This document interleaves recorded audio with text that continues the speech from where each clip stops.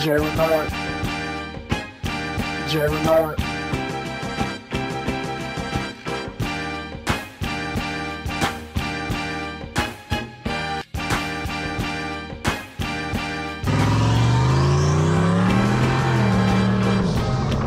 All right, what's going on, my people? Welcome to the Sn95 Power Channel. I am rocking the Chicago Bears hat today because they beat the powerhouse Arizona Cardinals. Now, my boy Marshall Fields, aka Justin Fields, aka Could Be the Truth, had a pretty good game. But, you know, I don't want to talk too much football. I wish they would have lost, keep those draft picks high, but I digress. So let's get into this today. The 4th generation Mustang is the best Mustang out of all generations.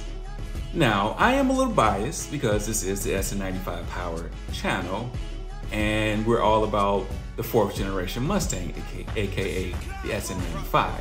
So let's just get that up in the air right now so we can get a foundation to what I'm talking about. So whether you like it or not, any Mustang from 1994 to 2004 is a Sn95 Mustang. 1999, Ford did a styling refresh, aka the New Edge. Hence, that's why you hear people call 99 to 04 Mustang New Edge Mustangs. Now, I'm not going to be the Mustang police. I'm not going to be the Mustang police. I'm not going to correct you if you want to call a New Edge design a New Edge, but if you want to say a New Edge is not Sn95, then that's where you're wrong, because they are. Not because of my opinion, that's just the publication information coming out of Ford. So you can have that debate with yourself all you want, but there's no need to debate it on this channel because that's where I'm going off of, official documentation, not by my word or Billy Joe Bob's word down the street, but that's the official publication from Ford. So now that we got that off the way, let's talk about why the Sn95 is the best Mustang platform. So not only I'm going to tell you why the Sn95 is the best Mustang platform, I'm going to give you a couple of my favorite Sn95s that I discovered this year. Some of these cars I've had write-ups on my Instagram page. Some of them I just fell in love with them this year, discovering them this year. All of these cars are just an array of how you can build an Sn95 Mustang. So when I say the Sn95 Mustang is the best generation Mustang, it really comes down to one big thing, and that's choices. The Sn95 Mustang gives you choices in power plant and in style. Like I said in the beginning of this, the Sn95 kind of has 2 body styles.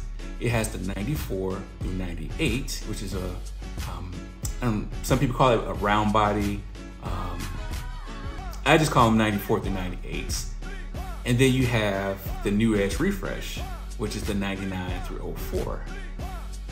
Now, I have to say I was heavily biased towards the 94 through 98 body style before we got Project Kendra. And now that I'm paying more attention to New Edges, I love the styling of a New Edge Mustang. Slamming that bad boy to the ground, cowl hoods, the wheels. There's so many different ways you can build these cars, these New Edges, to make them look good,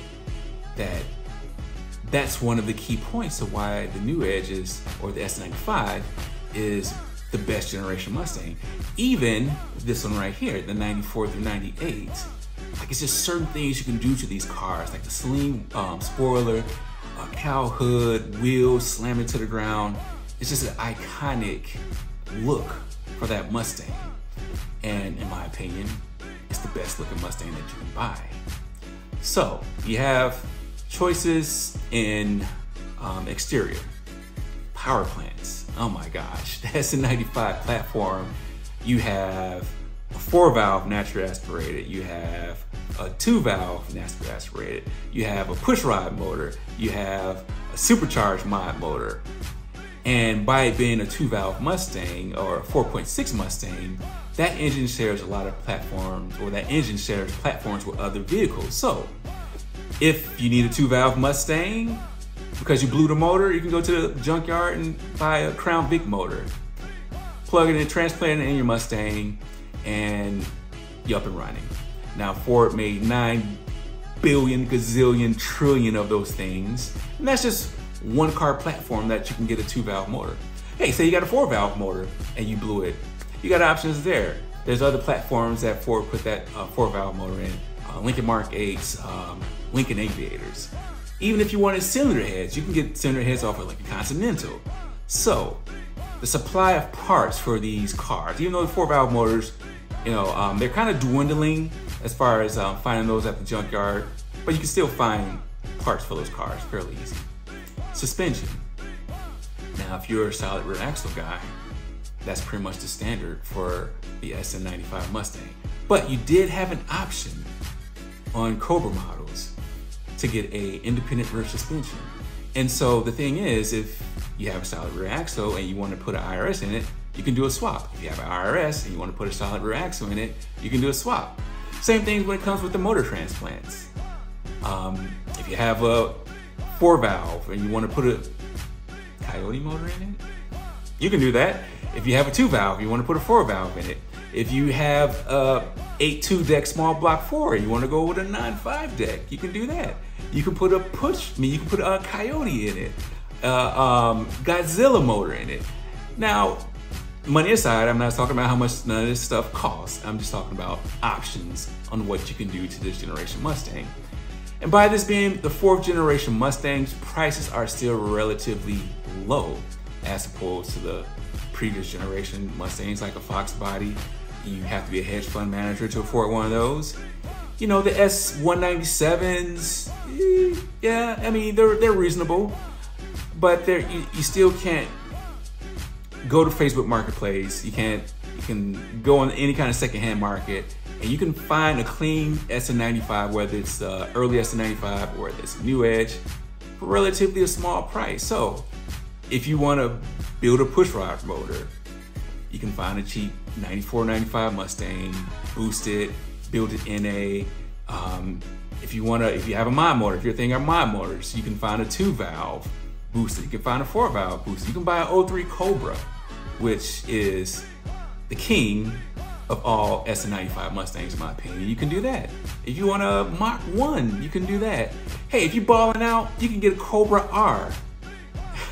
Like, the choices are I don't want to say limited, but as far as models that are available for Sn95, you have choices.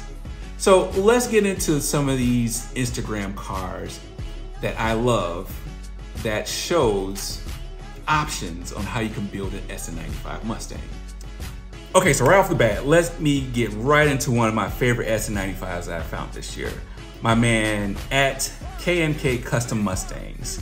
Now, he's not new to the Mustang scene. I saw his voodoo swapped Sn95. It's like a candy paint color. It's beautiful. I saw that at Ponies and the Smokies a couple years back. Now, what I did not know that he had a secret weapon that he was waiting to bring out. So this Sn95 kind of has a crazy story behind it.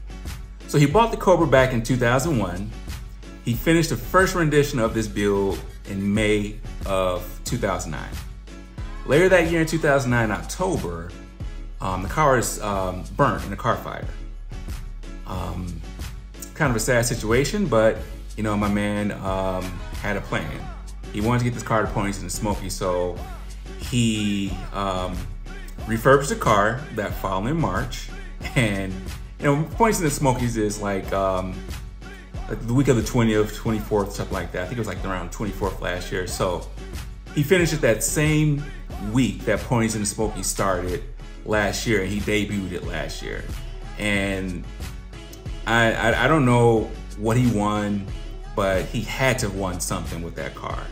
Now, the build list on this car is crazy. It's a custom mix of sapphire blue paint, house color pearl. He's got another secret recipe of PPG color up in that paint job also. Styling wise, it has all your most wanted Sn95 parts.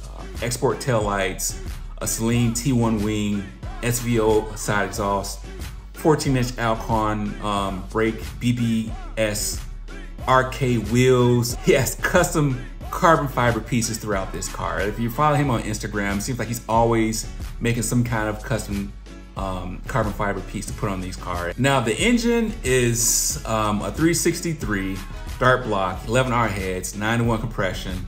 It's got a Vortec Race YSI supercharger. Now if you can find an engine harness on this motor, you'll be looking at a custom installed Harley Terminator X. Like, this is one of those cars that I hope to see at Ponies in the Smokies 2024. Like, I didn't make it to Ponies last year, but we're gonna be there this year. And I definitely look forward to seeing this car. Now up next is my man at that.blk.351. I have to say, like, this has turned into one of my favorite builds on Instagram so far this year. Now, if you know me, you know I love big wheels and big cubic inches. And my man at that blk.351 has both. Also, I'm a big fan of garage builds, and my man, he's basically built this car in his garage. So he took a non-roller 351, tore it down completely, converted it into a roller motor, and he stuffed it into his Sn95 engine bay while keeping everything under the hood looking stock. So if you don't know, the 95 Cobra R had a 351, so I don't know if this is a lower lightning intake manifold, but that's definitely a 350. You have to have a 351 95 dead intake manifold if you're gonna do a 351 swap. So it's either a Cobra R lower intake manifold, or a more popular one is a 351 lightning intake manifold. The upper part, it can be a 94, 95 Cobra intake, but that's the cool thing about this car. It looks factory, and that's the idea behind this build. He wanted cubic inches, but he wanted to keep a clean factory look. I'm definitely feeling this interior. He added a fresh set of red leather GT Sport seats, and he's got the red accents on the door. Like, I have the porno red interior on this car, and it's a love-hate thing. I absolutely love it. Styling-wise, I have to say he has one of the most unique wheel sets I've seen. So I don't know the official publication of these wheels, but we used to call them tri-bars back in the day. So the 94, 95, 17-inch factory wheels with the little double 3 spokes.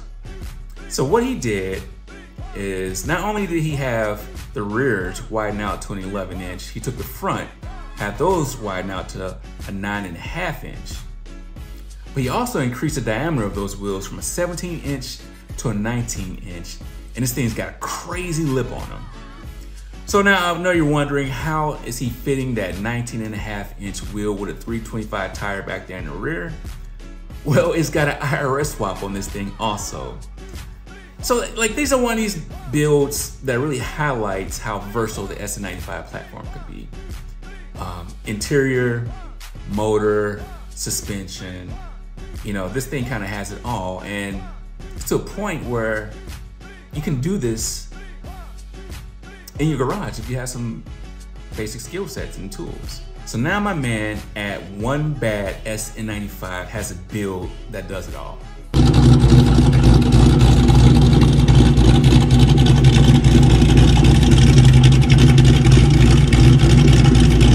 So if you want to go to Mexico, you can ride out to Mexico and you'll hurt some feelings in this car.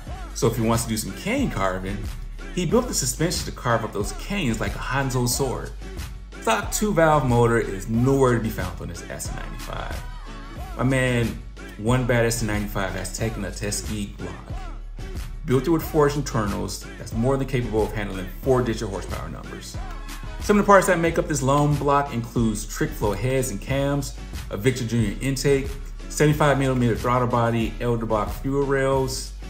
Now those induction parts are needed because a P1 SC Pro charge is forcing 10 pounds of boost down this motor's throat. Suspension wise, it has the full catalog of Maximum Motorsport parts.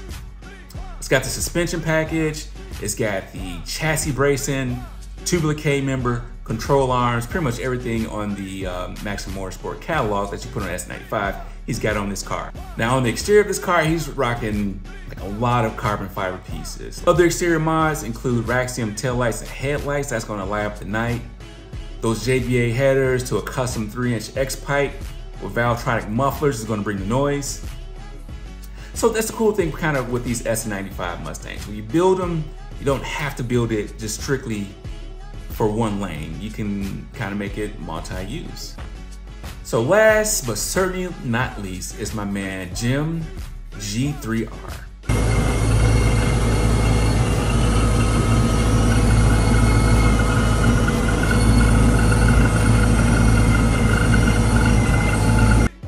I can remember being in school, and when I first saw the first Sn95 Celine, it was the white one with the graffiti background wall. Loved that thing. I remember seeing my first New Edge Celine.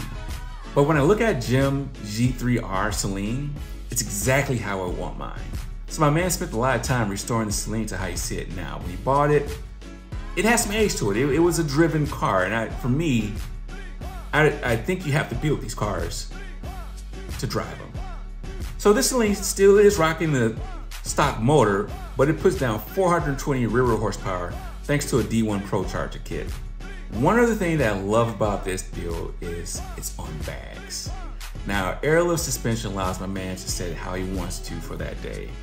If he feels like doing some canyon carving, he can press a button and drive it like it's hot. If he wants a little bit more comfort, he presses a button and it rides better than stock. It's my debate.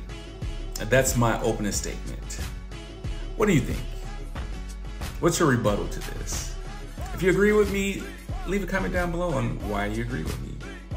If you think I'm crazy, leave a comment down below and tell me why I'm crazy.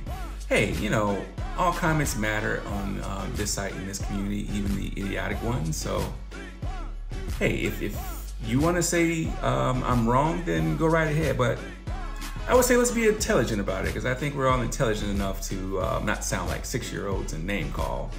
But hey, if you want to leave a comment, I'm not into censorship. So tell me what you think about this. So to sum this up, the 4th generation Mustang is the best Mustang just because of the variety. Like they say, variety is the spice of life.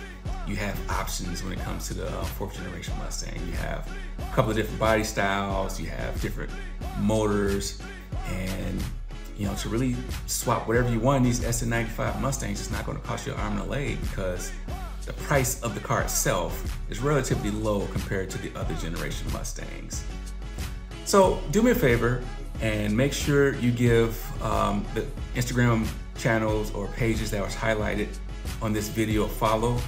Check them out. They have some wonderful builds. They're great guys. I'm gracious that they allow me to do this with their cars. I'm a big fan of their builds. So, all right. So you hear me talking a lot about 2-valve Mustangs, and I actually have a video when I'm talking about how the 2-valve motor is the best motor to build your Mustang. So I think it's time for me to put up or shut up. So what you might not know is I already have a Mach 1 loan block that was given to me from my channel sponsor, Gears Auto Works. That project is not going anywhere, but I hear comments about people saying that you have to spend $10,000 to build a mod motor. Now, that is true.